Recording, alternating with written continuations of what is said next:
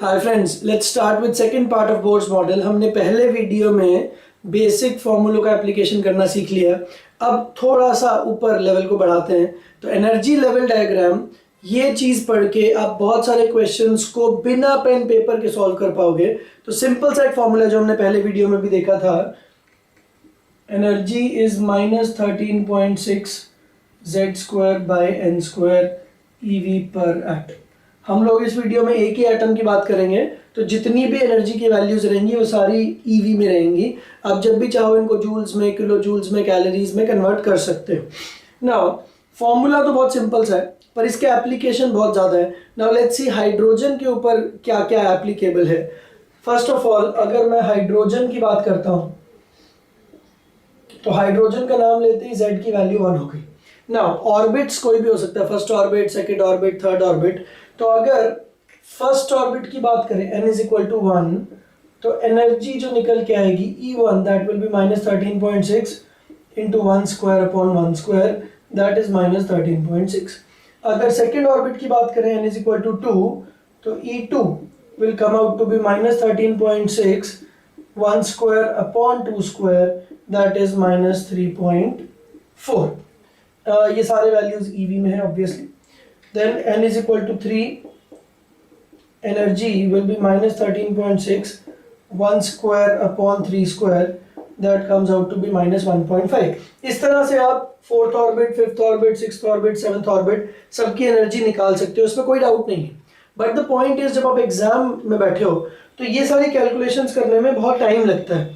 तो इतना टाइम हम सेव कर सकते हैं अगर हम हाइड्रोजन की पहली 6 वैल्यूज याद कर लें। और हाइड्रोजन को याद करने का फायदा ये होगा कि हाइड्रोजन से रिलेटेड जितने भी हैं, हीलियम प्लस, लिथियम, बेरिलियम, जितने भी हैं, उन सब की वैल्यूज आपको कभी याद नहीं करनी पड़ेंगी, बिकॉज हाइड्रोजन के वैल्यूज को ही एक्स्ट्रापोलेट करके हम लोग हीलियम प्लस, लिथियम 2+ की वैल्यूज निकाल सकते हैं। तो पहले तो इसके 6 लेवल्स का वैल्यू लिखते हैं।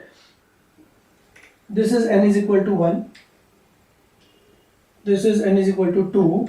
n इज इक्वल टू 1 की energy -13.6 EV, n is equal to 2 का -3.4, then n is equal to 3 का -1.5। ये मैंने इंटेंशनली इन दोनों के बीच में डिस्टेंस ज़्यादा रखा, 1 और 2 के बीच में, और 2 और 3 के बीच का डिस्टेंस कम है, बिकॉज ये हमें दिख रहा है कि 1 की एनर्जी 13.6 है और 2 की एनर्जी 3.4 है। तो इन दोनों का डिफरेंस इज 10.2, पर 2 की एनर्जी 3.4 है और 3 की एनर्जी 1.5 है, तो इन दोनों के बीच का डिफरेंस इज सिंपली 1.9। तो सिंस 1 और 2 के बीच का डिस्टेंस ज़्यादा है तो मैंने ज़्यादा डिस्टेंस रखा है इसमें, 2 और 3 के बीच में कम। और जब आप 3 से 4 में जाओगे तो अगेन फॉर्मूला सिंपल सा है, -13.6 1² upon 4²। This will be energy for fourth orbit, so this is -0.85। तो डिस्टेंसेस और कम होते जा रहे हैं। तो 6 लेवल तक अपन याद कर लेते हैं।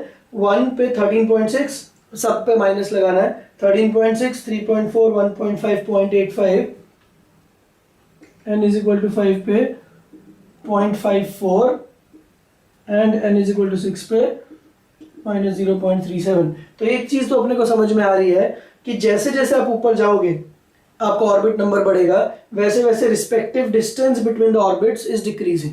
तो ये 6 वैल्यूज याद कर लेनी है, एक बार और रिपीट कर लेते हैं।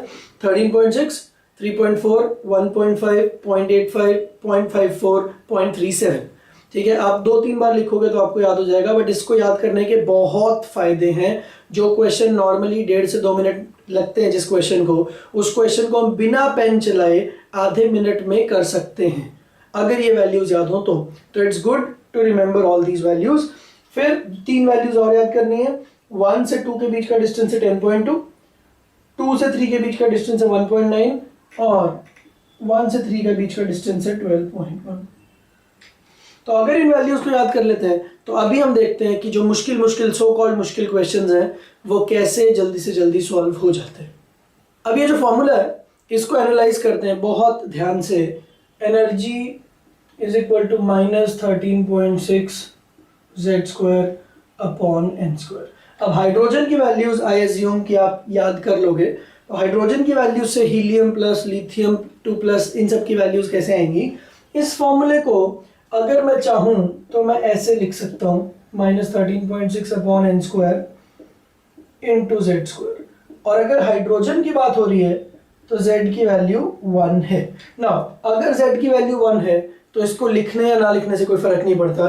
तो अगर मैंने इसको नहीं भी लिखा तो ये चीज बनी। और हाइड्रोजन की जो वैल्यूज आपने लिखी n इज इक्वल टू 1 पे 13.6, n इज इक्वल टू 2 पे 3.4, तो इफेक्टिवली हाइड्रोजन के लिए z का वैल्यू तो 1 था, तो ये तो आपने कंसीडर ही नहीं किया। सो अल्टीमेटली ये जो 13.6, 3.4, 1.5, 0.85 ये सारी वैल्यूज हैं, ये इस ब्रैकेट की वैल्यूज हैं।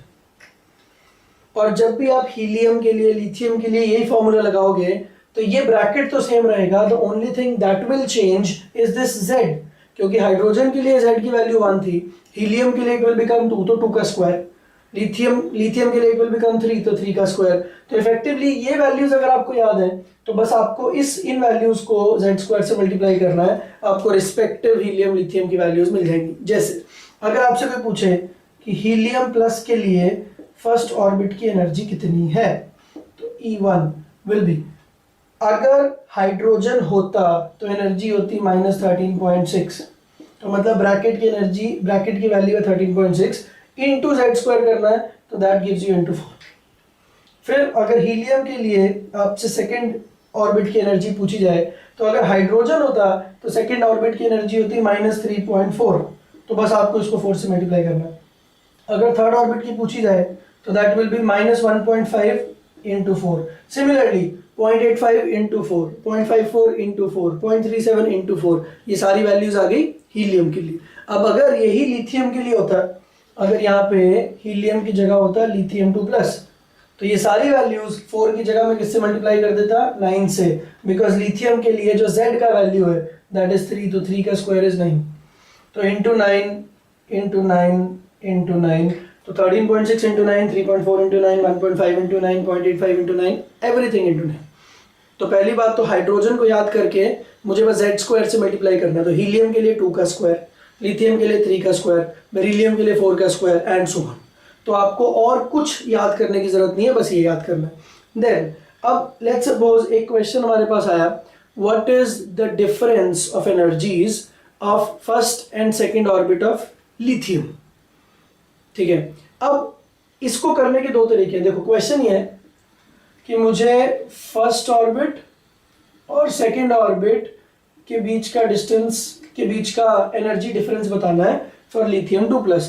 तो इसको करने का पहला तरीका ये है कि आप ये फॉर्मूला लगाओ, लिथियम का नाम लिया गया है मतलब z की वैल्यू 3 है, तो ये हो गया 3 का स्क्वायर अपॉन, अगर उसने फर्स्ट ऑर्बिट बोला है तो 1 का स्क्वायर, तो आपने 1 का स्क्वायर लगा के एनर्जी निकाल ली। फिर आपने सेकंड ऑर्बिट बोला गया है तो आपने 2 का स्क्वायर लगा के एनर्जी निकाल ली। आपने दोनों लेवल्स की एनर्जी निकाल ली और अब आपने इन दोनों को माइनस कर दिया, तो आंसर आ जाएगा। तो ये अगर आप इस तरह से करते हो तो आपको 1-1.5 मिनट लगेगा। पर अगर आप ये शॉर्टकट यूज करते हो तो सिंपल सी बात है, अगर 1 की एनर्जी और 2 की एनर्जी का डिफरेंस हाइड्रोजन में 10.2 है तो लिथियम में it will be multiplied by 9, simple बात।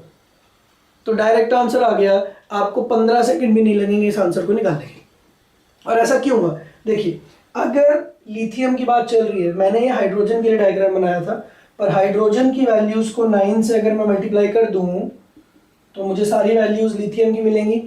ठीक है, तो 13.6 इंटू 9, 3.4 इंटू 9, आपको इसको कैलकुलेट करने की ज़रूरत नहीं है। कैलकुलेशन मिस्टेक इसीलिए होती है क्योंकि आप बहुत ज़्यादा कैलकुलेशन करते हो।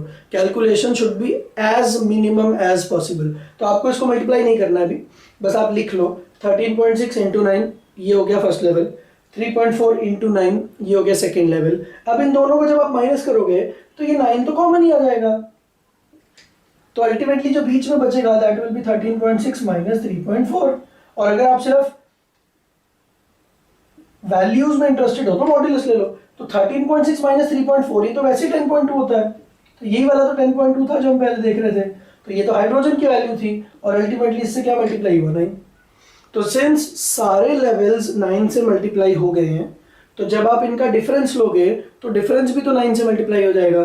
तो सिंस मैंने 1 से 2 का, 1 से 3 का और 2 से 3 का एनर्जी डिफरेंस फॉर हाइड्रोजन याद किया हुआ था, तो इसलिए मुझे कोई कैलकुलेशन करने की जरूरत नहीं पड़ी। उसने मुझसे पूछा कि 1 से 2 का लिथियम का डिस्टेंस या एनर्जी डिफरेंस कितना है, तो मुझे ये याद था कि हाइड्रोजन के लिए इट इज 10.2, तो 10.2 multiply by 9 is your answer. अगर वो हीलियम के लिए पूछता तो answer would have been very simple, 10.2 into 4। अगर वो बेरिलियम के लिए पूछता तो 10.2 इंटू 16, क्योंकि z की वैल्यू 4 होती है तो 4 का स्क्वायर। तो जितनी भी वैल्यूज हैं एनर्जीज की, अगर आप रिस्पेक्टिवली z स्क्वायर से मल्टीप्लाई कर दो तो आपको हर आंसर मिल जाएगा बिना ज्यादा पेन चलाए। तो ये हो गया एक टाइप के क्वेश्चंस। अब दूसरे टाइप के क्वेश्चंस देखते हैं। नाउ अब दूसरे टाइप के क्वेश्चंस जिसकी हम बात कर रहे हैं वो ऐसा क्वेश्चन होता है कि लेट्स सपोज हाइड्रोजन के सेकेंड ऑर्बिट से फर्स्ट ऑर्बिट का जो एनर्जी डिफरेंस है, ये सेम एनर्जी डिफरेंस अगर आप हीलियम में ढूंढोगे तो आपको कहां से कहां मिलेगा। लेट्स सपोज इस क्वेश्चन को मैं रीफ्रेम करता हूं कि मैं हीलियम में किस ऑर्बिट से किस ऑर्बिट पे ट्रांजिशन करूं ताकि मुझे एग्जैक्टली उतना ही एनर्जी डिफरेंस मिले जितना कि मुझे तब मिलता है जब मैं हाइड्रोजन के सेकंड ऑर्बिट से फर्स्ट ऑर्बिट पे आता हूं। तो अपने को ये तो पता है कि हाइड्रोजन में सेकंड से फर्स्ट ऑर्बिट पे आने पे 10.2 eV की एनर्जी रिलीज होगी, ठीक है। अब अगर हीलियम में मुझे ये एनर्जी चाहिए तो ये क्वेश्चन हिट एंड ट्रायल का हो गया। तो पहला ऑप्शन तो ये है कि जो 4 ऑप्शन है ABCD, उनको आप चेक करके देखो, जिसका आंसर मैच हो जाए वो सही है। पर इसमें भी टाइम ज़्यादा लगेगा। हो सकता है आपने जो पहले आंसर चूज किया और आपने उसको चेक किया वो सही ना हो सकता है दूसरी बार में या तीसरी बार में आंसर सही है। पर अपने को अगेन बिना पेन चलाए ये क्वेश्चन करना है, तो इस क्वेश्चन को ध्यान से देखना। अगेन हम इस फॉर्मूले को ही यूज करेंगे बार बार। हाइड्रोजन का सेकेंड से फर्स्ट ऑर्बिट, सबसे पहले तो आप ये बताओ, इस फॉर्मूले को मैं ऐसे लिख सकता हूं, तो z square by n square है तो z बाय n स्क्वायर लिख दिया। Now the important point is कि अगर यहां पे 1 बाय 1 हो तो भी वैल्यू 13.6 आएगी, अगर यहाँ पे 2 बाय 2 हो तब भी वैल्यू सेम आएगी। कहने का मतलब ये कि हाइड्रोजन के फर्स्ट ऑर्बिट की एनर्जी इज गिवन बाय -13.6, 1/1 का स्क्वायर। सिमिलरली हीलियम के सेकेंड ऑर्बिट की एनर्जी इज गिवन बाय -13.6, 2/2 का स्क्वायर। तो ये दोनों तो सेम ही है। तो इफेक्टिवली स्पीकिंग हाइड्रोजन का फर्स्ट ऑर्बिट और हीलियम के सेकेंड ऑर्बिट की एनर्जी सेम है। सिमिलरली हाइड्रोजन का अगर मैं सेकेंड ऑर्बिट लूं तो दिस एनर्जी विल बी -13.6, 1/2 का स्क्वायर। और हीलियम का मैं अगर फोर्थ ऑर्बिट ले लूं तो दिस विल बी -13.6, 2/4 का स्क्वायर। और अच्छी बात यह है कि 1/2 और 2/4 तो सेम ही होते हैं।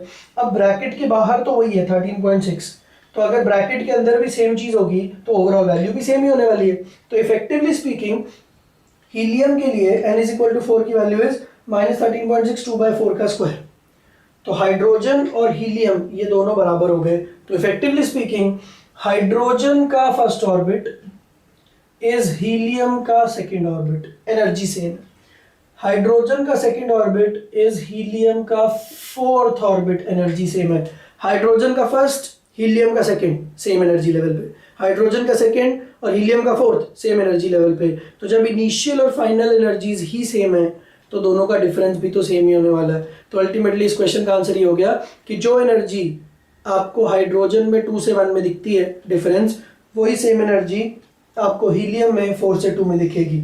अब इसको मैं एक्स्ट्रापोलेट करता हूं, वही सेम एनर्जी आपको लिथियम में 6 से 3 मिलेगी, क्योंकि हाइड्रोजन में जो काम 1/1 करता है, हीलियम में वही काम 2/2 कर रहा है, लिथियम में वही काम 3/3 कर रहा है। क्योंकि z की वैल्यू 3 हो जाएगी तो n की वैल्यू भी अगर 3 हो जाए तो 3/3 का स्क्वायर, अगेन 1। तो अल्टीमेटली हीलियम में 4 से 2, लिथियम में 6 से 3, बेरिलियम में 8 से 4 एंड सो ऑन।